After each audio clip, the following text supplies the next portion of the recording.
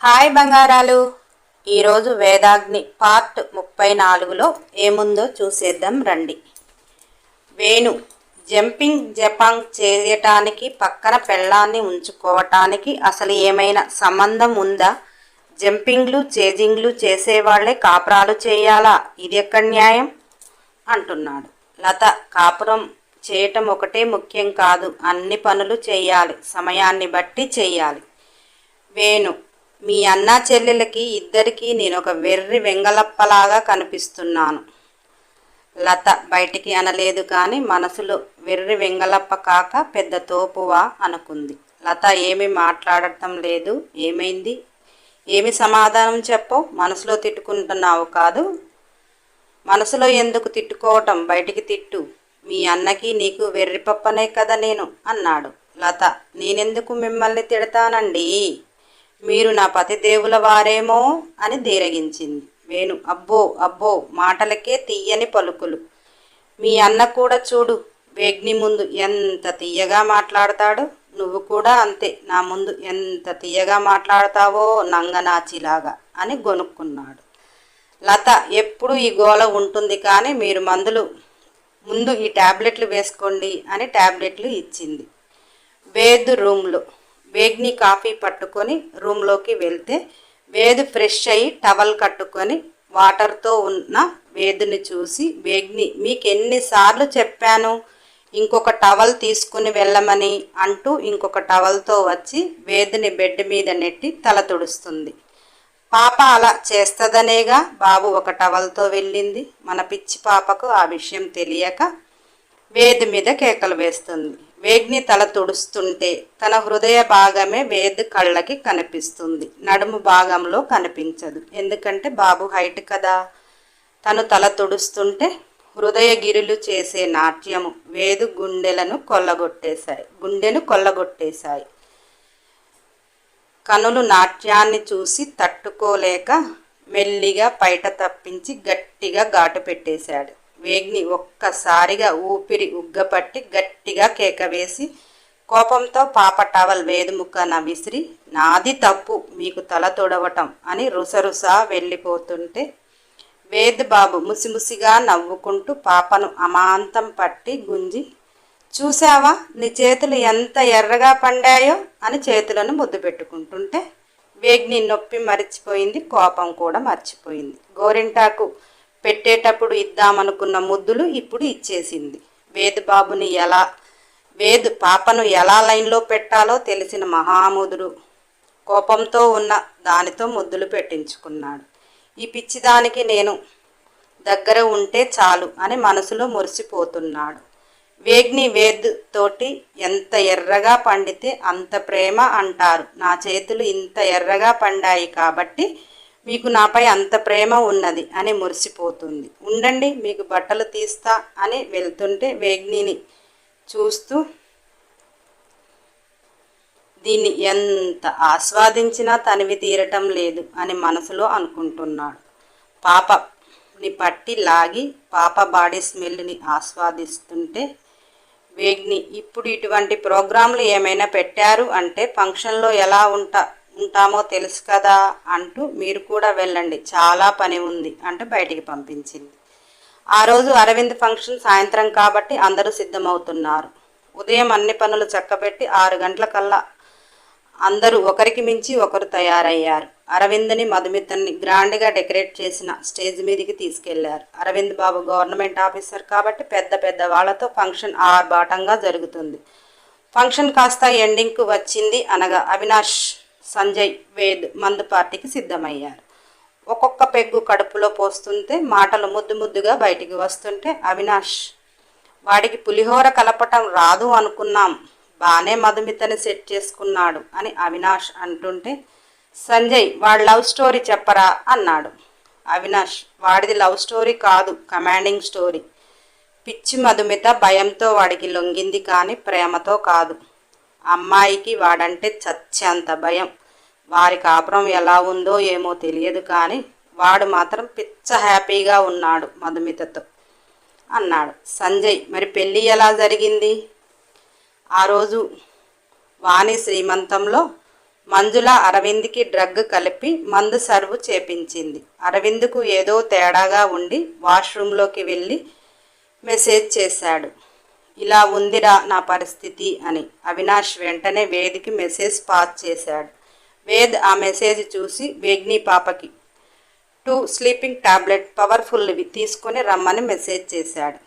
ఇక్కడ ఈ విషయం అంతా మెసేజ్లో జరిగిపోతుంది కాబట్టి మంజులకి ఎటువంటి డౌటు రాలేదు. వేగ్ని అంత పవర్ఫుల్ టాబ్లెట్లు మీకెందుకు అని అడిగింది. వేద్ అరవింద్ గాడికి మంజుల డ్రగ్ ఇచ్చింది అంటుంటే వేగ్ని తను మీ చెల్లెలే కదండి, అంత ఇష్టపడుతుంటే మీరు కోఆపరేషన్ చేయాలి కానీ తనకి టాబ్లెట్లు ఇచ్చి పడుకోబెడతారా అని దీరగించింది.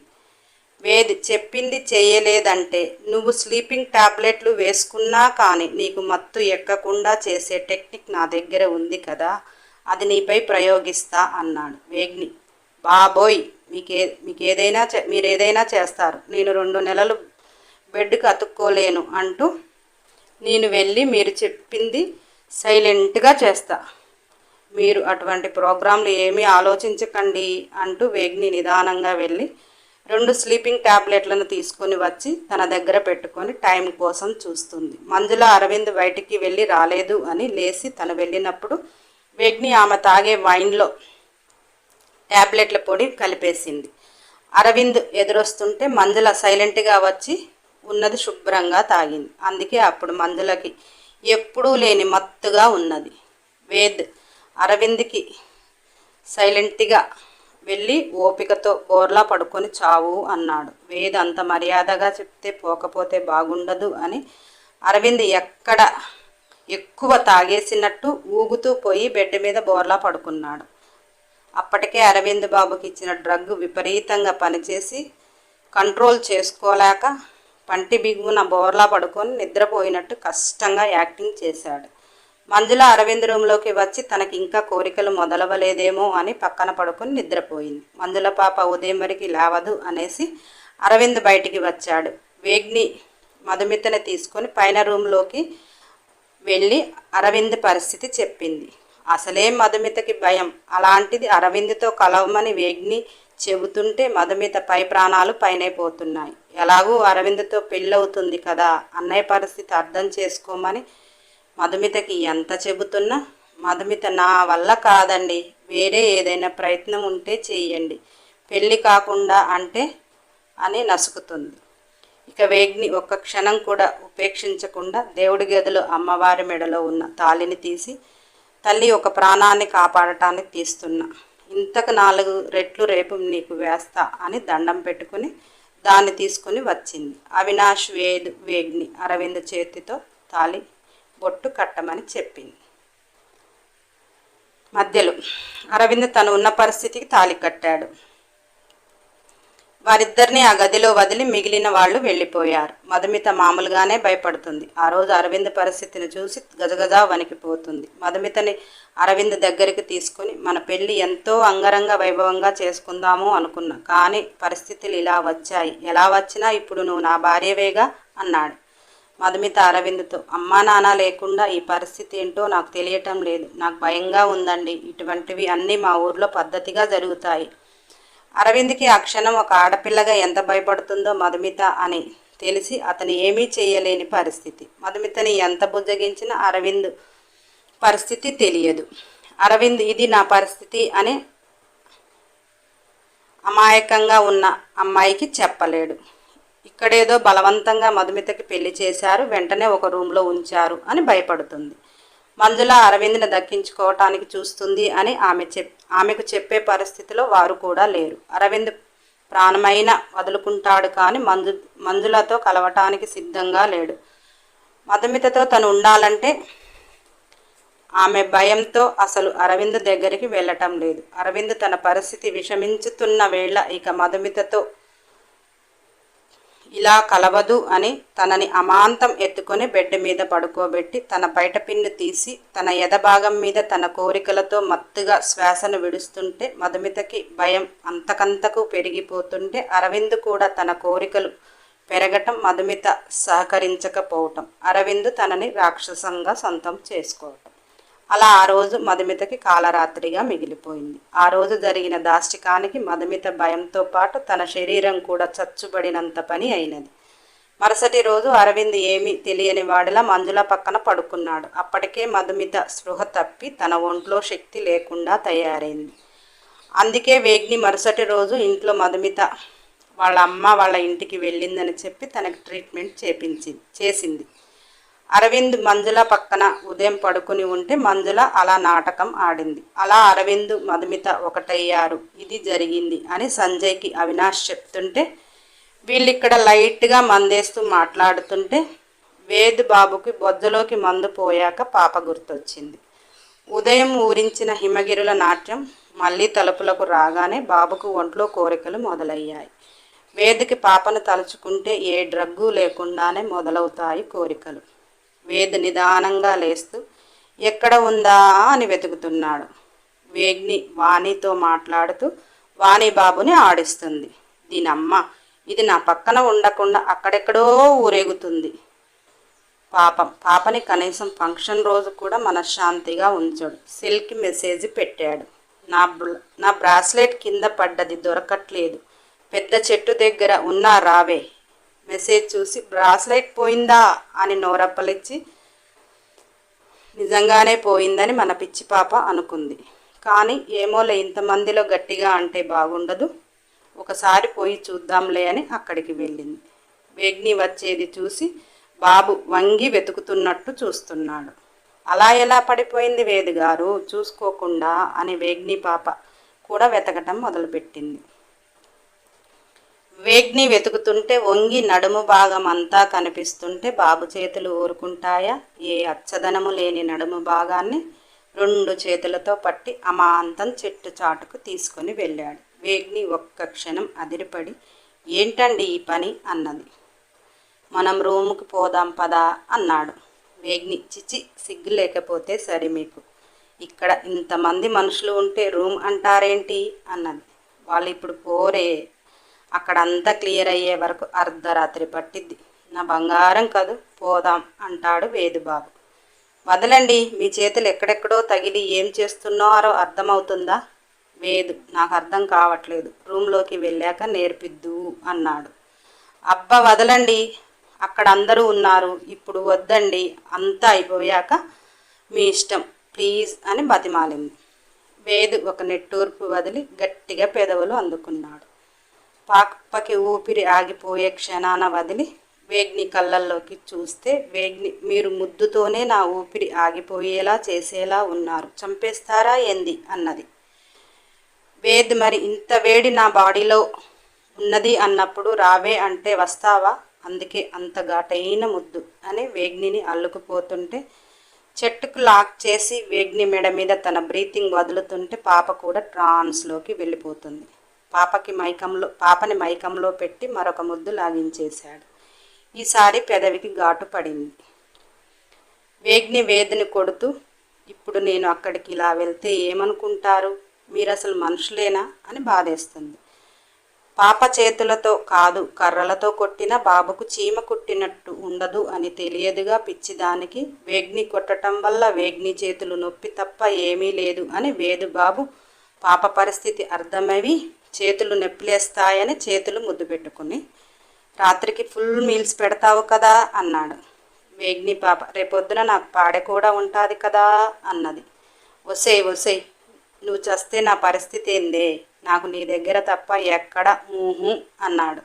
వేగ్ని, చి నోర్ముయ్యండి, మీరు అలా అంటే ఎవరైనా నవ్విపోతారు, మూసుకొని జరగండి అని గద్దించింది.